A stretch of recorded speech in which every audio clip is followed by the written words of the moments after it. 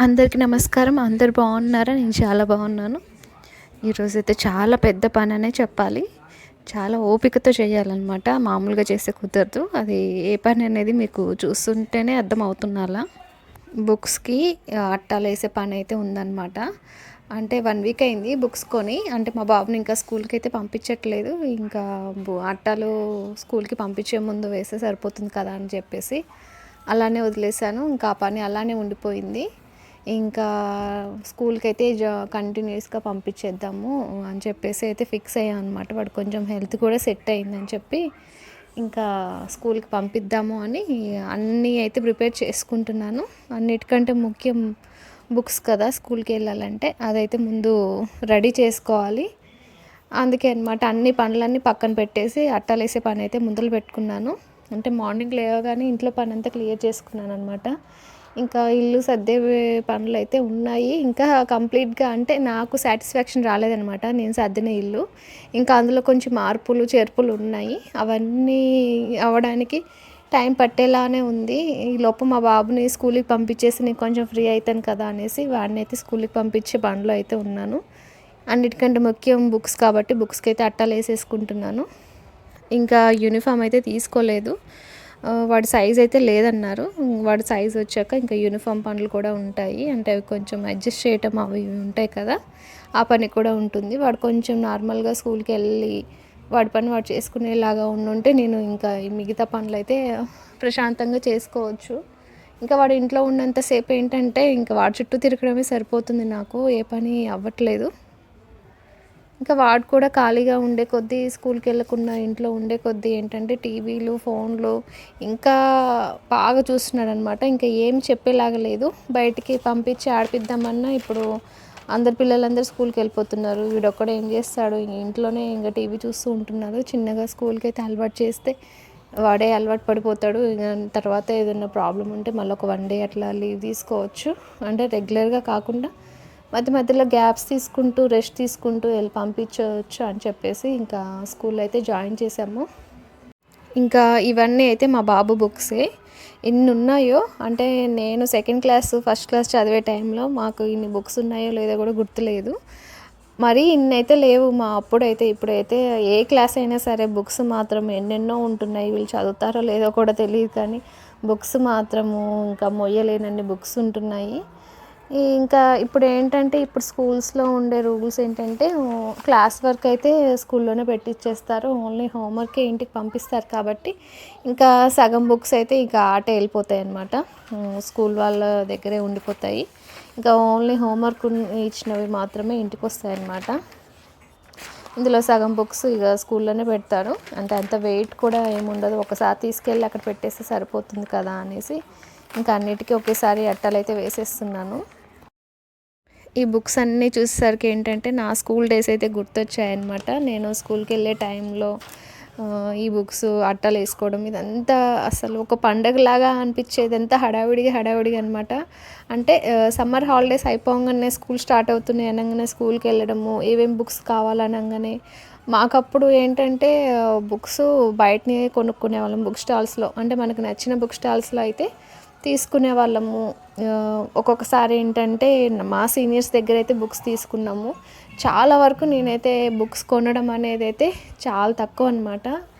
అన్నీ అయితే నేను మా సీనియర్స్ దగ్గరనే తీసుకునేదాన్ని. వాళ్ళ దగ్గర 1, 2 ఏదైనా బుక్ మిస్ అయితే ఇంకో సీనియర్ దగ్గర అంటే స్కూల్స్ అయిపోతున్నాయి అనంగానే మా సీనియర్స్‌కి అయితే ముందే చెప్పుంచుకునేవాళ్ళం అనమాట. బుక్స్ ఉంటే ఉంచండి నేను తీసుకుంటానని చెప్పేసి మా సీనియర్స్‌కి అయితే చెప్పుంచుకునేదాన్ని. ఈ ఇయర్ బుక్స్ నేను తీసుకుంటానక్క అంటే ఈలోపు ఎవరైనా అడిగేస్తారని చెప్పేసి ముందే వాళ్ళని బుక్ చేసుకునేవాళ్ళం అనమాట. అలా ఉండేది. కానీ ఇప్పుడు అయితే అస్సలు లేదనమాట. అంటే ఒక్కొక్క ఇయర్ ఒక్కొక్క ప్రింట్ వస్తుందనమాట స్కూల్స్‌లో బుక్స్ కూడా. అంటే ఒకటే మోడల్ అయితే ఉండట్లేవు.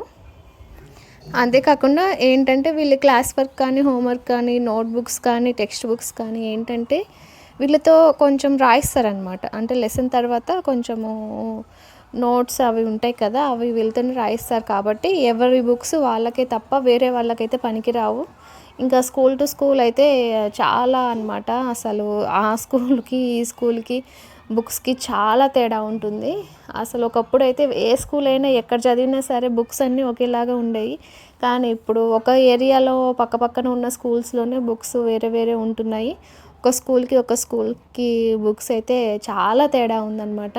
అసలు ఇప్పుడు చదివిన బుక్స్ అవి మనము ఆనియన్స్ ఉడకో పాతినప సామాన్లు ఉడకో వేయడానికి తప్ప దేనికి పనికిరావు అనమాట. అలా ఉన్నదన్నమాట ఇప్పుడు పిల్లల బుక్స్.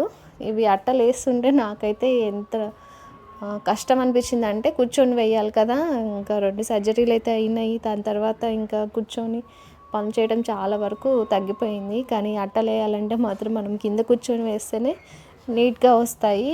మనం చైర్స్లో కూర్చొని అలా కూర్చొని వేస్తే ఏంటంటే సరిగ్గా రాదనమాట, ఎగుడు దిగుడు వస్తాయి. అందుకే ఇక కింద కూర్చొని అయితే వేస్తున్నాను. కొంచెం బ్యాక్ పెయిన్ ఉంది కాబట్టి ఎక్కువసేపు కూర్చోలేకపోయాను. కాకపోతే హాఫ్ అన్ అవర్కి ఒకసారి అలా బ్రేక్ తీసుకొని అయితే వేశాను. నాకైతే ఆల్మోస్ట్ 2 hours పట్టిందనమాట ఈ బుక్స్ అన్నిటికీ అట్టలేయడానికి. అంటే మొత్తం ఒక 20 బుక్స్ దాకా ఉన్నాయి. క్లాస్ వర్క్ 10, హోంవర్క్ 10, మళ్ళీ నోట్ బుక్స్ ఎన్ని ఉన్నాయంటే బుక్స్. అసలు ఇన్ని బుక్స్ చదివి వాళ్ళు పెద్దగా ఏ జాబులు చేస్తారో ఏమో అనిపిస్తుంది. మనం చదివిన 5-6 బుక్స్కే ఇలాంటి సిచ్యువేషన్లో ఉన్నాము. వీళ్ళు ఇన్ని బుక్స్ చదివి ఇంకెంత పొజిషన్లో ఉంటారో ఏమో అనిపిస్తుంది. ఇన్ని డబ్బులు పెడతా ఉన్నాము, ఎన్ని బుక్స్ అన్నీ. మన టైంకి ఇప్పుడు పిల్లలు ఉన్న టైంకి అయితే చాలా చాలా చాలా చేంజ్ అయింది. మన పేరెంట్స్ టైంకి మన టైంకి కొంచెమే చేంజ్ అయింది. కానీ ఇప్పుడు మన పిల్లలకైతే చాలా తేడా ఉందన్నమాట. చాలా అసలు బడ్జెట్ కూడా చాలా ఎక్కువైపోతుంది. ఇప్పుడున్న పిల్లల్ని చదివించి పెద్ద చేయడానికి మినిమం 50 lakhs అయినా పడుతుంది అనమాట. అంటే వాళ్ళు పుట్టిన దగ్గర నుంచి ఎడ్యుకేషన్ కంప్లీట్ అయ్యే టైంకి 50 lakhs పడుతుందంట మినిమం.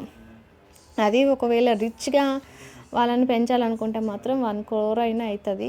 అలా ఉందన్నమాట ఖర్చులు. కానీ ఇప్పుడు పిల్లల్ని పెంచడం కానీ అంటే ఎక్కడ కాంప్రమైజ్ మనం అవ్వట్లేదు, వాళ్ళు అవ్వట్లేదు. మనకు టైంలో ఇవన్నీ లేవు కదా అని చెప్పేసి మనము అన్నీ కొనిస్తూనే ఉంటున్నాము.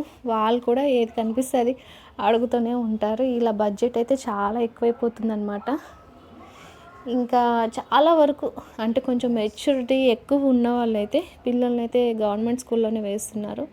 ఫీజు తక్కువ ఉంటుంది. అసలు ఫీజే ఉండదు కదా గవర్నమెంట్ స్కూల్లో. ఫీజు ఉండదు, బుక్స్ కూడా వాళ్ళే ఇస్తారు, ఫుడ్ కూడా పెడతారు అవసరం అయితే, అంటే మనం తినాలనుకుంటే. అలా ఉన్నదన్నమాట. కాకపోతే మేమేం ఆలోచించామంటే, సరే ఎడ్యుకేషన్ పర్లేదు బాగానే చెప్తున్నారు గవర్నమెంట్ స్కూల్లో. కాకపోతే ఏంటంటే కొంచెం బిహేవియర్ అనేది గవర్నమెంట్ స్కూల్కి ప్రైవేట్ స్కూల్కి చాలా తేడా ఉంటుంది కదా. అందులో లాంగ్వేజ్ కూడా కొంచెం తేడానే ఉంటుంది. సరే చదువు అయితే ఒకేలాగా చెప్తారు, కానీ ఇంకా కొంచెం లాంగ్వేజ్ బూతులు అవి నేర్చుకుంటారు.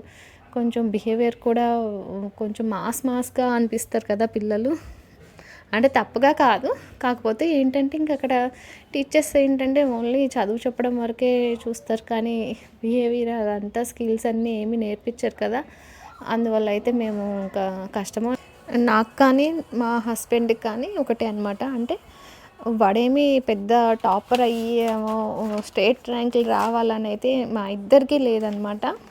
ఒక మంచి స్టూడెంట్ లాగా ఉండి మంచి బిహేవియర్ నేర్చుకొని మంచి పేరు తెచ్చుకుంటే చాలు. ఎక్కడ చదివినా అంటే పెద్ద పెద్ద స్కూల్స్లో వేయాలని లేదు, అలాగని ఏదో ఒక స్కూల్లో వేయాలని లేదు. పర్లేదు, వాడికి ఒక మంచి పేరు తెచ్చుకునే స్టేజ్లో ఉంటే చాలు అన్నట్టుగానే మేము ఫస్ట్ నుంచి అనుకుంటాం అనమాట. అండ్ స్కూల్ కూడా మేమేమి పెద్ద తోపు స్కూల్లో వేయాలని కూడా ఏమనుకోలేదు. ఇప్పుడు మేము వేసే స్కూల్ కూడా అంత పెద్ద పేరున్న స్కూల్ ఏం కాదు, మంచి స్కూల్. ఇంకా మంచి పేరు తెచ్చుకుంటే చాలు. వాడేమి హై లెవెల్లో మరీ ఎంత హై లెవెల్లో చూడాలనేమి ఆశలు అయితే లేదు. మాకు మంచి పేరు తెచ్చి వాడు మంచి పేరు తెచ్చుకుంటే చాలు, అదే అనుకుంటున్నాము. ఫస్ట్ నుంచి అలానే ఉన్నాము. వాడు హెల్తీగా ఉండి మంచిగా అన్ని విషయాలలో మంచి పేరు తెచ్చుకుంటే చాలు.